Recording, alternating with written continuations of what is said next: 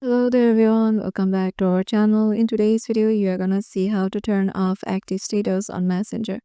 So for that, let's head over to our Messenger application first. Once in there, make sure you have logged in into your desired account and then head over to the three lines menu on the lower right button. And here you will find the settings option just under your profile.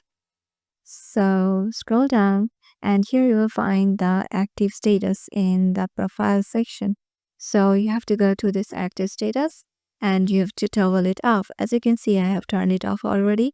So you won't see when your friends and connections are active or have recently been active on this profile. So to make sure that they can see this info about you, turn this setting off wherever you are using Messenger or Facebook and your active status will no longer be shown. So yeah, this is how easily you can turn off your active status on Messenger. Hope this video helped you out. If you got helped by it, make sure to like this video and subscribe to our channel and we'll see you in the next one.